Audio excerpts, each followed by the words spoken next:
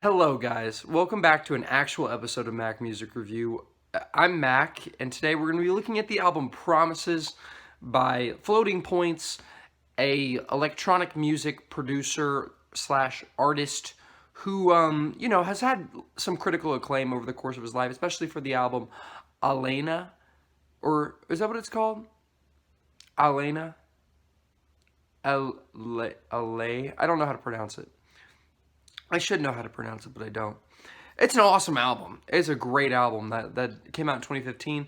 It also has Pharoah Sanders on it, who is a American jazz saxophonist, and apparently he's absolutely legendary. I am not familiar with jazz for the most part. I like listening to jazz, but I don't know anything about it, so I didn't know who this was. Please don't kill me. He's on the album, and it also has the London Symphony Orchestra. Three famous, yeah, I guess three famous artists coming together to make an album. I struggled there when I said album because they have stated themselves, the artists who made this have stated that it really is one song that goes through multiple phases or movements. You can see this in the track list where the different songs don't have distinct names other than Movement 1. The first song is called Movement 1, the second song is called Movement 2, the third song is called Movement 3, and so on until Movement 9. And some of these movements are very short. Most of them fall underneath 3 minutes, and then some of them are really long. The first one is 6 minutes. The number 6 is over 8 minutes long. Number 7 is over 9 minutes, and then number 8 is over 7 minutes. So it's some of the pieces are very long and drawn out, and some of them are kind of short and confined. And the long ones tend to be more experimental and out there, and more eventful than the shorter ones, which are more peaceful and quiet. But for the most part, I don't think there's enough variety on this Floating Points album. I'm going to just call it a Floating Points album because he's the primary artist listed. And I'm guessing he's the man who kind of composed the whole thing and kind of was the mastermind behind it. But I don't know how much Pharoah Sanders had in the conception of the entire album, but he definitely, you can hear his presence on like every song. But anyway, yeah, Promises does not justify itself as an album. It justifies itself in terms of it having some great songs on it, but not all of the songs are distinct enough for there to be this many songs.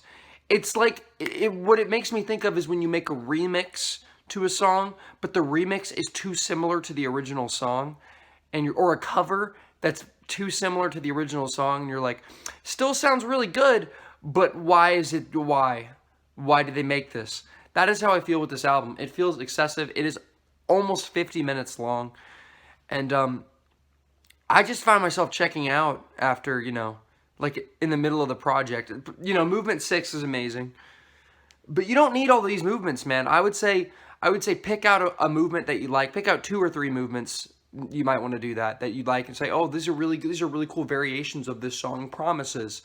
But I'll call it an album because it technically does have 9 different tracks, even if they're all kind of just remixes and variations of one track. You could just say they're all variations of Movement 1, or vice versa. You could say they're all variations of each other. But yeah, it sounds really nice. It's really peaceful. It's really beautiful. It's great saxophone work, great electronic, the electronic influence is minimal, but great whenever it's there, and great orchestra stuff. But it just feels unnecessary. I would like, it feels unnecessary as an album to be as long as it is and to have as many variations, as many as 9 variations. It just, to me, feels unnecessary. And because of that, I'm giving it a 7 out of 10. Because, oh yeah, I need to preface this by saying Pitchfork gave it a 9.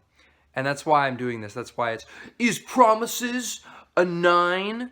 Because Pitchfork gave it a 9. That's why I did this. Fantano also gave it a 9. And it's actually Fantano's first 9 of 2021, which is saying a lot because 2021, you know, we're coming up on that halfway mark. It's still, you know, it's still April, but you know, April's almost over, and you know, summer's almost here, and he's given no nines until this album. He's given plenty of eights, but he has not given any nines. And I really want to talk about this also, just because, you know, I have barely talked about 2021 music. I just released that music video for a song that came out in 2021. I'll link that in the description if anybody cares. If you like electronic music, it's technically electronic music, so. And you know, I talked about the AJR album. I'll link that review in the description as well. But as far as 2021, I haven't been interested by much of the stuff coming out. There's that new Porter Robinson coming out, and I've really liked every single released for that, and I think it's going to be one of the best albums of the year. I'm also looking forward to the Manchester Orchestra album. Even though I've never really been a fan of them, I've liked the singles, and the album seems interesting. So, thanks for watching the video. Have a great rest of your day.